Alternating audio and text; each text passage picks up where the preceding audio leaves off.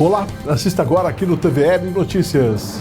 Vereadores mirins elegeram novos membros para a mesa diretora. Diretor da AGIR comparece na reunião da CPI do esgoto para esclarecer e tirar dúvidas dos parlamentares. Pautas do público LGBTQIA+, entram em votação na sessão desta terça-feira. O TVL Notícias está no ar com os principais destaques da Câmara e da comunidade.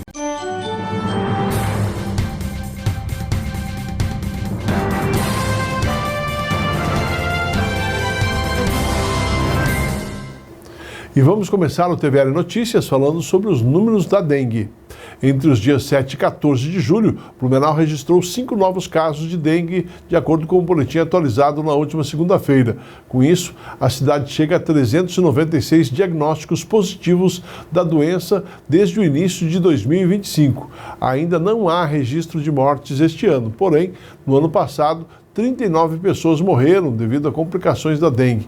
Durante a semana foram identificados ainda 17 focos do mosquito Aedes aegypti, transmissor da dengue, zika, chikungunya. No período também foram registrados 55 novas notificações de dengue aqui na cidade de Blumenau. E os bairros com mais focos identificados são Itoupava Central, Progresso e Itoupavazinha. E membros das comissões de Constituição, Legislação e Justiça e também das comissões de Finanças estiveram reunidos nesta terça-feira. Confira como foi a reunião. Das 11 pautas que entraram para análise na Comissão de Constituição e Justiça, 2 foram encaminhadas para parecer jurídico, 2 tiveram pedido de vistas, 4 receberam voto favorável da comissão, entre elas 2 emendas modificativas de autoria do vereador Bruno Win, a que institui o Programa Municipal de Distribuição de Uniforme Escolar para os estudantes da Rede Pública Municipal de Ensino e também a que tem o mesmo texto para os kits de material escolar.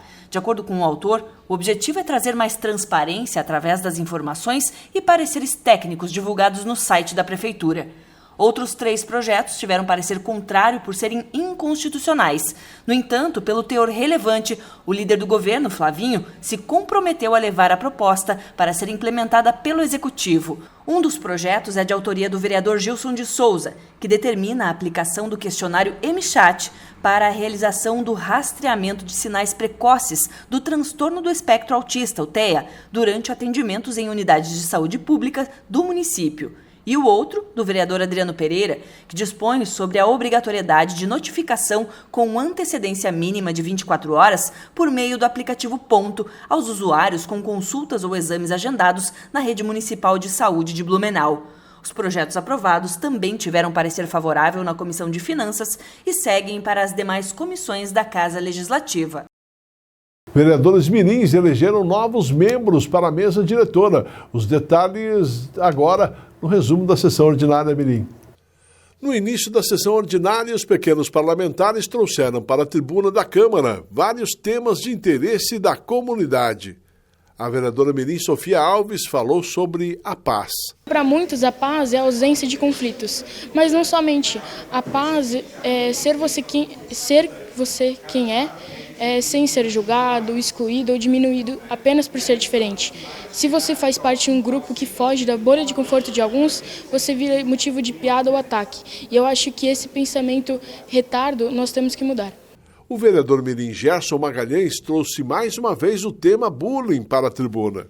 Não é novidade eu trazer esses temas, tipo bullying, já na verdade é a 3ª ou 4ª vez que eu trago esse tema para a tribuna. Só que eu fiquei muito feliz quando eu percebi, eu estava lá pesquisando sobre a última sessão ordinária na Alesc e vi que um dos projetos que tinha sido votado em tribuna era o SOS Bullying, do Napoleão Bernardes. Aí eu já pensei logo, fiz uma associação, pois eu tinha um projeto de lei praticamente igual a esse que eu quero também trabalhar aqui em tribuna, em Câmara, em plenário. E graças a isso eu fiquei muito feliz, já fui logo fazendo o meu pronunciamento para não perder o tempo, para não perder esse tema tão incrível. O vereador Guilherme Maria falou sobre a dependência digital, principalmente pelos jovens. Eu quis repassar para eles sobre a importância de usar o smartphone em horários devidos, não por muito tempo, como por exemplo, segundo uma pesquisa de um ranking da América Latina, o Brasil tem cerca de 9 horas do uso de telas por smartphones de adolescentes. esse número teria que ser diminuído, teria que ser de 2 a 3 horas no máximo. Eu me incluo nisso, eu uso bastante o celular, eu tenho que diminuir esse tempo de tela, mas também quero passar isso para todos, de diminuir o tempo de tela, passar mais o tempo ao ar livre ou cuidando dos outros. A vereadora mirim Júlia de Oliveira fez uma homenagem à Escola Básica Municipal Almirante Tamandaré, em que ela estuda e que comemora seus 90 anos. 90 anos, quase um século. E eu fico muito feliz em poder estar fazendo parte dessa história e acompanhar o dia a dia da escola, porque, eu estudo lá desde o prazinho, então é uma alegria imensa e uma gratidão, um orgulho que eu tenho pela escola. Então, que siga adiante esses anos de comemoração. Violência contra a pessoa idosa foi o tema abordado pela vereadora mirim Caroline Link. Eu quis trazer a importância, porque a conscientização da nossa sociedade ela tem que vir desde cedo, porque hoje em dia isso é muito motivo de piada, de bullying com as pessoas, né? E isso não é legal. E é isso que eu quis trazer. Logo depois dos pronunciamentos dos vereadores mirins na tribuna, ocorreu a eleição da nova mesa diretora. Em votação aberta, a chapa 1 foi eleita com 9 votos. Como presidente ficou Sofia Viana Alves, da Escola Básica Municipal Visconde de Toné. Vice-presidente, Caroline Link, da Escola Básica Municipal Loresita Bowman. Primeira secretária, Milena Cristina dos Santos Beck, da Escola Básica Municipal Lúcio Esteves. E segunda secretária, Laís Croix, da Escola Básica Municipal Pedro I. Logo após a eleição, a nova presidente da mesa diretora da Câmara Mirim falou sobre o trabalho que deverá ser realizado. É um passo muito grande, né? Uma satisfação enorme poder representar a minha escola num cargo tão importante na Câmara Mirim. O nosso trabalho, né, em conjunto com as outras componentes da mesa, é buscar um legislativo mais acessível, mais sustentável e inclusivo para toda a comunidade. Não só entre nós, mas em conjunto com os demais vereadores mirins também. A gente preza muito por esse contato, pelo bom convívio que transformar ideias em atitudes. A próxima sessão ordinária mirim ocorrerá no dia 28 de julho, às 15 horas, no plenário da Câmara, com transmissão ao vivo pela TV Legislativa. E cerca de 38 mil alunos e 5 mil servidores da Rede Municipal de Educação de Blumenau entram em férias escolares a partir da próxima segunda-feira, dia 21. Seguindo o calendário letivo, o recesso terá duração de 15 dias, com retorno das atividades marcado para o dia 4 de agosto. E o projeto Wolbachia é uma estratégia inovadora que utiliza mosquitos Aedes aegypti com a bactéria Wolbachia para controlar a transmissão de doenças. Esse método está sendo utilizado aqui na cidade de Blumenau. A repórter Ana Paula Laut foi conferir. Acompanhe. Blumenau segue avançando no combate à dengue, zika e chikungunya. E hoje o TVL está aqui com a coordenadora do programa de combate e prevenção à dengue, Eleandra Casani, para explicar melhor a aplicação do método Wolbachia. Eleandra, como que funciona essa tecnologia? É uma nova tecnologia, né? Ela nos foi disponibilizada pela Volbitos do Brasil e o Ministério da Saúde. Blumenau foi selecionado, né, como uma das cidades brasileiras, uma das 6 cidades brasileiras para estar recebendo a Wolbachia nesse momento. É uma bactéria, ela é introduzida no ovo do mosquito e isso faz com que o vírus em si, ele não tem a capacidade de reprodução no interior do mosquito, né? Então, assim, a gente tem métodos, estudos comprovados numa redução em torno de até 70% em alguns outros países, inclusive aqui no Brasil, da eficácia, né? Então, assim, é um método novo, é uma tecnologia nova e ela vem para nos ajudar, né? Com esse, a gente já conseguiu reduzir bastante os nossos números, né, do ano passado para agora, com todos os trabalhos que foram desenvolvidos. Mas a gente acredita que com essa nova tecnologia e esse método, isso vai nos facilitar e nos ajudar ainda mais na redução dessas arboviroses nos próximos anos. E agora já estamos na fase da soltura, né? Como, quando e quais são os locais que vai ser feita essa soltura dos mosquitos? A gente vai começar a soltura na segunda semana de agosto. Foram 11 bairros elencados, né? E entre eles estão selecionados Itopavazinha, Fortaleza, Tribés, Itopava Norte, Itopava Seca, Vila Nova, Água Verde, Velha Central, Progresso e Garcia. São locais onde a gente teve uma grande quantidade de disseminação da dengue, né? E acredito que nesse primeiro momento, nessa primeira etapa, a gente vai conseguir reduzir ainda mais. É lógico que para o ano que vem, provavelmente, a gente vai conseguir fazer com que essa nova tecnologia também tem outros bairros elencados, mas é extremamente importante. Ela é uma bactéria introduzida no mosquito, ela não faz mal ao ser humano, né? Um exemplo que a gente pode estar dando é uma bactéria presente nas abelhas, né? E a gente come o mel das abelhas, né?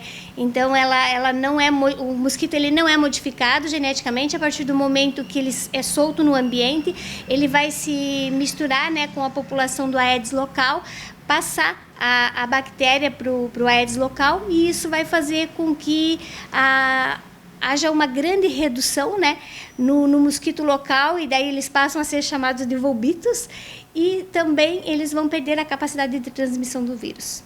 Então, só para reforçar, que tem toda a eficácia e a segurança confirmadas, né? Sim, a gente tem toda uma segurança, a eficácia também confirmada. Um exemplo aqui no Brasil é Niterói, né? Niterói conseguiu reduzir em mais de 70% nos casos de dengue, diminuiu também os casos de zika e chikungunya. Aqui na nossa região temos a Joinville, né, que já está participando desde o ano passado. Esse ano eles foram contemplados com o restante, né, da cidade para fechar 100% do território, e é uma tecnologia que a gente realmente ficou muito feliz que o Ministério da Saúde e a Volbitos do Brasil selecionou Blumenau, e acredito que com a ajuda da população, né, é importante a população ela nos ajudar e ela entender que é uma tecnologia que vem a auxiliar nessa redução, né, que não é uma tecnologia segura, né, não apresenta risco à saúde da população. Lembrando também que essa ação vem para somar esforços, mas a população pode continuar fazendo a sua parte, né? Sim, todos os trabalhos desenvolvidos no programa, eles continuam sendo executados, os bloqueios de transmissão, os atendimentos à população, as visitas também, todos os bloqueios necessários para que não ocorra a proliferação do vetor, né? Lembrando, é um trabalho adicional, né, ao que a gente já vem realizando, e isso não interfere para que a população continue eliminando reservatórios. A gente precisa que a população continue fazendo a sua parte, eliminando reservatórios, para não deixar o mosquito nascer. E o mosquito que nascer, ele vai se misturar com a população dos volbitos, né, e a gente vai conseguir reduzir ainda mais os números. Com certeza. Muito obrigada. Nós falamos com a Eleandra Casani, que é coordenadora do Programa de Combate e Prevenção à Dengue, sobre o método Wolbachia. Segue agora com você no estúdio, Marcão. E para você que busca emprego, confira as vagas que o Cine de Blumenau tem a oferecer nesta semana. O Cine está com mais de 270 vagas. Quem está à procura de emprego pode conferir se vai se identificar com algumas das áreas disponíveis essa semana. Ajudante de carga e descarga, 15 vagas. Ajudante de eletricista, 3 vagas. Atendente de lanchonete, 10 vagas. Caldeireiro montador, 2 vagas. Para camareira de hotel, 7 vagas. 3 vagas para costureira e 10 para fiscal de loja. E para pessoas portadoras de deficiência, 4 vagas exclusivas de atendente de loja. Assista a seguir. Diretor da AGIR comparece na reunião da CPI do esgoto para esclarecer e tirar dúvidas dos parlamentares. Pautas do público LGBTQIA+, entram em votação na sessão desta terça-feira. Vamos a um breve intervalo. O TVL Notícias volta em instantes. Fique conosco.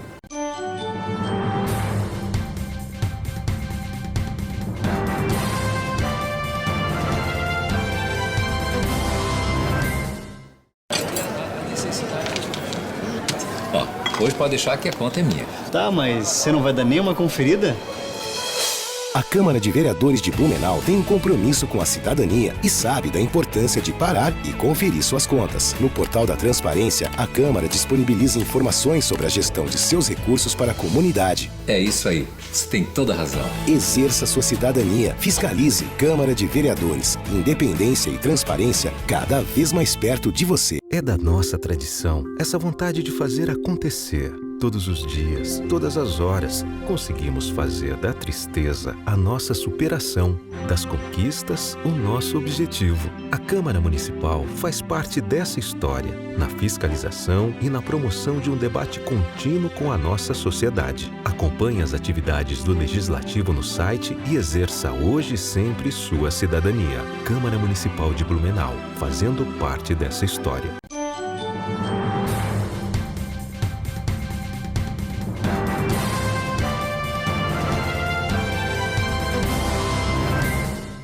Estamos de volta aqui no TVL Notícias. A 30ª Caminhada está confirmada para este ano em Blumenau. O evento ocorrerá no dia 27 de julho, nos arredores do Parque Vila Germânica. A participação é gratuita e as inscrições podem ser feitas até o dia 26 de julho. E para participar, cães de todos os portes são aceitos, desde que estejam com vacinas em dia e sejam conduzidos com guia.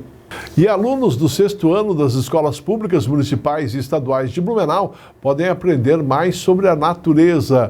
A repórter Gisele Scopel traz mais informações para a gente. Oi, Marcão, é isso mesmo. Eu vou falar desse projeto que é super interessante e merece ser incentivado. É o programa Guardiões da Natureza, que é realizado pela Secretaria Municipal de Meio Ambiente e Sustentabilidade, a SEMAS, e que incentiva as crianças a conhecerem um pouco mais sobre todos os aspectos da natureza e elas sim se tornam, então, guardiões aí de cada pedacinho da natureza. Eu vou conversar agora com o Jefferson Ribeiro, que é educador ambiental da SEMAS e vai contar um pouquinho desse programa que já começou lá em 2023, mas a cada ano ganha mais espaço.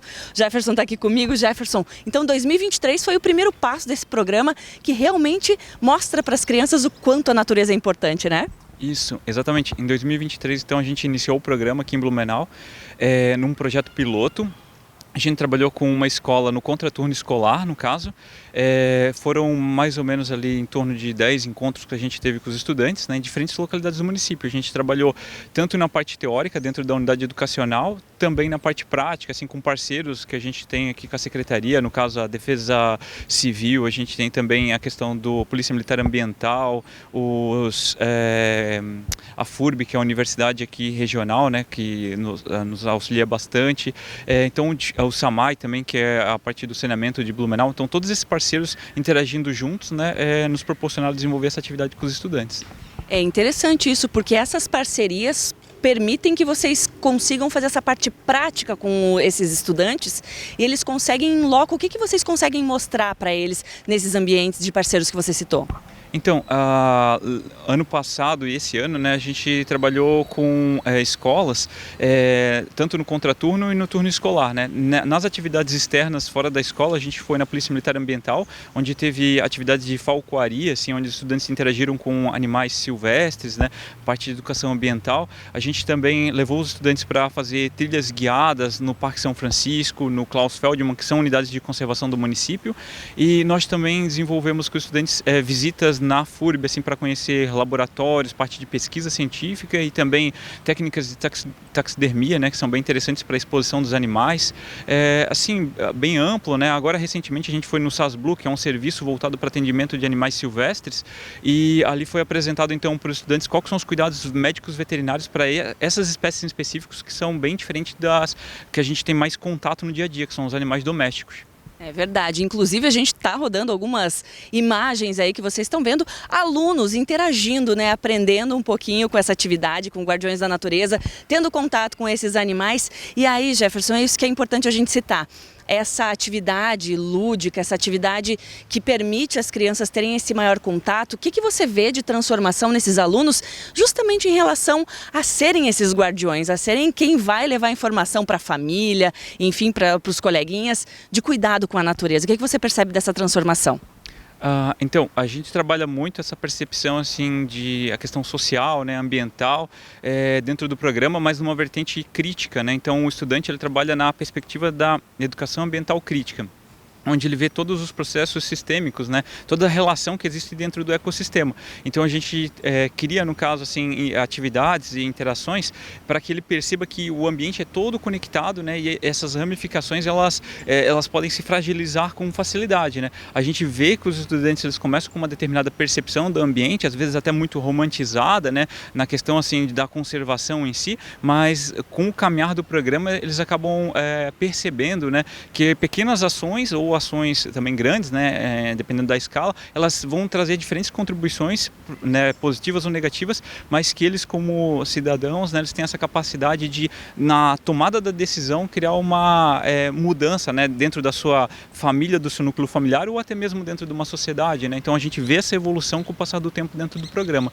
até porque a gente faz alguns testes com os estudantes assim no sentido de ter uma visão no início, como ele entra no programa e como ele sai do programa, né? E a percepção que a gente tem nessas atividades mediadoras, né, que são avaliativas, elas trazem bons resultados nessa perspectiva. Que maravilha, criando cidadãos críticos, conscientes com esse meio ambiente, né? E aí como é que vocês escolhem as escolas que vão fazer e qual que é o período? É uma interação ou volta a fazer essa interação? Como é que acontece?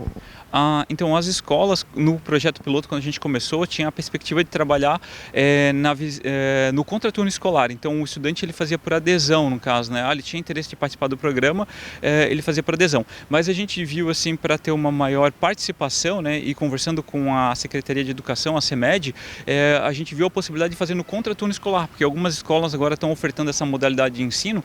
Então, para também entrar como um programa dentro da própria escola, né? Com uma maior assim, amplitude, a gente conversou com a secretaria que nos autorizou, então a gente faz no turno escolar, mas é num programa integral. Então os alunos acabam participando com bastante frequência, assim, né? Isso é bem interessante.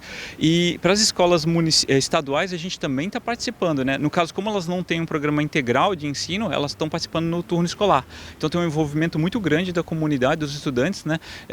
Na participação desse programa. E quem tem interesse em saber mais, conhecer e participar, pode se inscrever, pode solicitar?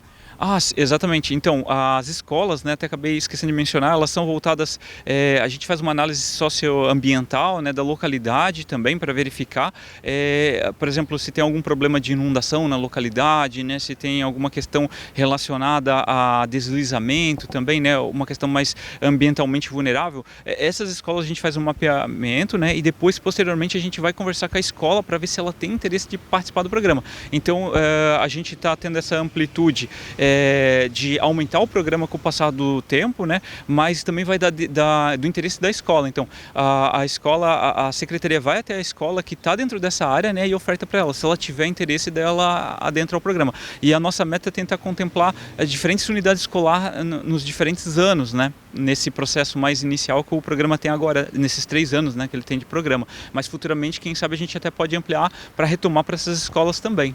Com certeza, é um projeto que merece ser ampliado, que merece ser debatido e merece já ter o carinho lá ali das crianças, dos jovens, para que quando adultos respeitem cada vez mais a natureza, né, Jefferson? Obrigada pela entrevista. Eu conversei então com o Jefferson Ribeiro, que é educador ambiental da SEMAS. A gente falou sobre o programa Guardiões da Natureza. Então, se você quiser mais, a gente deixa aqui o endereço na tela para você se inteirar mais sobre esse assunto. Marcão, volto com você no estúdio. E os servidores públicos de Santa Catarina, que estão na ativa, e os aposentados e pensionistas recebem esta semana a metade do 13º salário. Os cálculos da Secretaria de Estado da Fazenda mostram que o depósito de 50% do valor impulsiona a economia catarinense, com a circulação extra de 686 milhões de reais.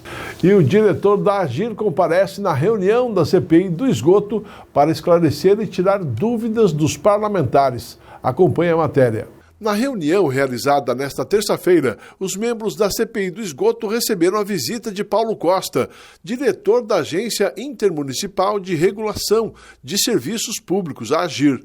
Além dele, participou também como convidado o vereador professor Gilson de Souza. Todos os parlamentares tiveram oportunidade de fazer perguntas e tirar dúvidas, principalmente sobre o contrato de concessão do serviço. Bom, primeiro quero agradecer a CPI por me permitir participar, eu que infelizmente não sou membro da CPI, então tive aí o privilégio por parte do presidente de me autorizar a fazer o questionamento, e esses questionamentos que a gente fez é justamente com isso. A população quer saber justamente qual é o fluxo econômico financeiro que foi o grande responsável pelo 10,72 por mais 10 anos de concessão. É isso que a gente quer saber. Inclusive foi feita uma provocação por mim aqui e vai ser feito na Agir. A gente tem essa cobrança que eles possam abrir essa planilha de forma mais clara para que todos possam saber de forma pedagógica qual é os valores e o que incide sobre isso e o que realmente foi que responsabilizou esses 10,72 de aumento na conta do contribuinte e mais 10 anos de concessão para a empresa. Eu procurei focar aqui em 2 questionamentos bem técnicos que inclusive ficaram aí no centro do debate, que foi sobre uma recomendação da Agir para a realização de um decreto, né, por conta de uma situação de legalidade. É necessário que a gente tenha um ato administrativo para que as coisas possam vir na sequência, e pelo que foi colocado, há uma dúvida acerca de ter sido acatado ou não pela gestão em 2023. Mas o mais grave que me chamou a atenção foi o que foi colocado aqui em relação a responsabilidades lá referentes ao quarto aditivo em 2015, que teria responsabilidades do município na realização de determinadas obras que não aconteceram. Eu achei muito grave isso, porque a gente tem muitos pontos de subjetividade, a gente tem muitos pontos de interpretação de hipóteses, mas a gente tem questões concretas. Então, se há uma responsabilização de fazer e não foi feita, isso precisa ser averiguado com mais detalhe, e eu vou focar nesse ponto. No meu entendimento, algo que é bastante controverso é quando a Agir alega que não faz juízo de valor sobre premissas indicadas no contrato. A gente teve algumas premissas como, por exemplo, 200 litros de consumo de água por habitante na nossa cidade, sabendo que o próprio SAMAI reconhece esse número como número furado. A gente tem um número que, na realidade, se aplica em 162 litros, e só ali a gente já tem uma frustração de aproximadamente 20% da receita projetada. E a Agir alega que não faz esse tipo de juízo de valor. E daí esse apontamento fica um pouco controverso, porque o fluxo de caixa, no meu entendimento, fica prejudicado. Outro aspecto que foi muito importante e relevante citado aqui é que a Agir entende que é necessário que exista um decreto regulamentando o serviço de limpa-fossa antes da assinatura do próprio quinto termo aditivo. E agora a gente vai precisar entender por que isso não foi levado em consideração na assinatura do quinto termo aditivo, ou se de fato existe um decreto que a gente não tem conhecimento, e a própria Agir disse não ter conhecimento desse decreto. Durante a reunião da CPI, o diretor da Agir buscou responder todos os questionamentos dos vereadores. Existe uma recomendação, não é uma determinação, é importante que a gente diferencie, que se regulamente essa, digamos, prestação de serviço pela concessionária para além da coleta por rede e tratamento na estação de tratamento de efluentes. E aí é uma decisão final entre o município, entendimento jurídico do município e da concessionária em relação à elaboração e publicação desse decreto. Um pedido por parte dos parlamentares é que a planilha fosse mais explícita e seja colocada à disposição dos parlamentares. A Agir deverá fazer isso? Sim, não, nós nos colocamos à disposição dos vereadores, da comissão, no sentido de abrir esse fluxo de caixa, né, e criar esse entendimento. Não é algo que se consiga explicar em meia hora, em 15 minutos, em 10 minutos, mas é um documento público, né, que inclusive faz parte dos anexos desse último parecer que foi publicado, da RTE, e a agência está à disposição para, na data que for mais conveniente, poder fazer essa apresentação. Outro assunto que chamou a atenção dos parlamentares durante a reunião da CPI foi o ofício do SAMAI encaminhado para Agir com premissas para buscar o reequilíbrio do contrato com a BRK. Na realidade é um ofício em que informa uma série de premissas propostas pelo município no sentido de medidas, premissas, no sentido de buscar o reequilíbrio do contrato. Entre essas medidas, a proporção entre coleta por rede e coleta que se chama coleta sobre rodas, por caminhão, e que tecnicamente é uma solução viável, legal, né, regulamentada, e que por isso o entendimento da agência é que ela era viável e por isso concordou com essa medida que teve impacto financeiro, inclusive, na tarifa de reequilíbrio.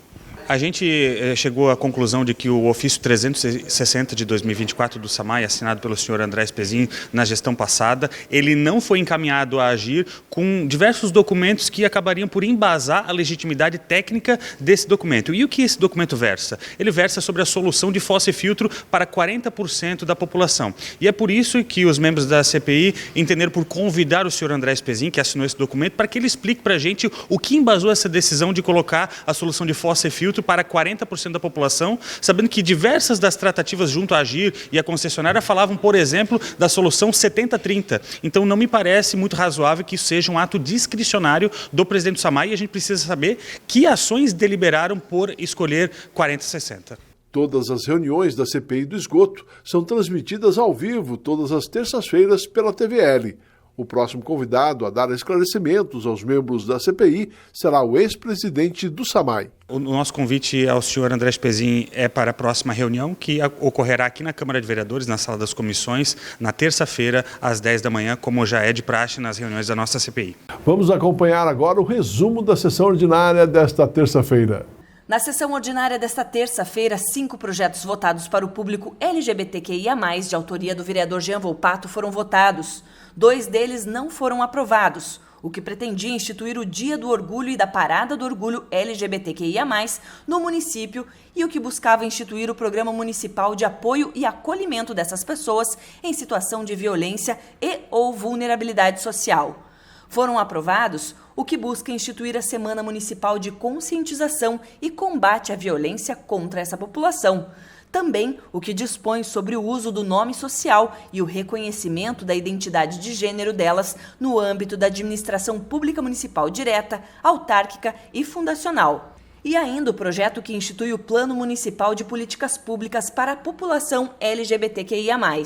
O vereador autor comemora o resultado da votação. Apesar da resistência que sempre tem quando a gente coloca alguns projetos em relação à dignidade humana, sobretudo, mas eu acredito que hoje Blumenau é um dia histórico para a cidade, sobretudo porque a gente está aprovando um pacote de programas, de projeto, de acolhimento da dignidade da população LGBTI+, na nossa cidade. É uma população que existe, a população do qual eu me insiro, ela faz parte do município, paga imposto e, infelizmente, ela faz parte de um dado, de uma estatística, do qual o Ministério dos Direitos Humanos foi notificado de quase 100 violências LGBT-fóbicas em Blumenau no ano passado. O Brasil é o país que mais mata a população LGBTIA+ no mundo, e havia um vácuo efetivo de política pública e uma sensação de abandono, de falta de acolhimento, de falta de política pública por parte do Legislativo, por parte do Poder Executivo, quando a gente teve, por exemplo, na legislatura passada, a retirada da população LGBT do Plano Municipal de Juventude, por exemplo, entre outros tantos ataques que a população LGBT recebeu na última legislatura. Quando a gente tem uma doença, a gente não trata essa doença, né, com antibiótico igual para todas as bactérias, por exemplo. Para você matar a bactéria da LGBTfobia, você precisa usar um medicamento específico. Então é preciso tipificar a violência. Existe, por exemplo, a violência contra a mulher, que tem o originário, que é o machismo. Existe a violência contra a população LGBT, que é o preconceito de gênero. Então é preciso, sim, criar tipificações para combater problemas diferentes, para aí sim a gente ter uma sociedade igual, plural, de todas e todos. A vereadora Silmara Miguel, assim como outros parlamentares, votaram contra as propostas, por entender que ter mais uma lei no município, igual à lei federal, é desnecessário. A Constituição diz que todos somos iguais perante a lei. E nós temos regulamentação federal para todas as propostas apresentadas hoje aqui. Então, como já tem garantia federal de tudo que foi proposto, não há necessidade de uma lei municipal. Então, assim, nós inclusive pontuamos na tribuna a quantidade de recursos foram destinados a média de 13 milhões de reais para a causa LGBT. Então, assim, a gente tem visto muito, mas muito mesmo recurso, campanha sendo feita pela iniciativa privada e principalmente a questão pública com relação à defesa dessa causa. Então nós não precisávamos de mais leis aqui no município, por isso me posicionei contrária. E, de fato, o que nós queremos pontuar é que quanto mais nós segregamos a população, mais difícil fica para legislar e para todos terem direitos iguais. Para mais notícias da Câmara de Blumenau, acesse câmarablu.sc.gov.br ou em nossas redes sociais. O TVL Notícias fica por aqui. Obrigado pela sua companhia e até o nosso próximo encontro. Até lá!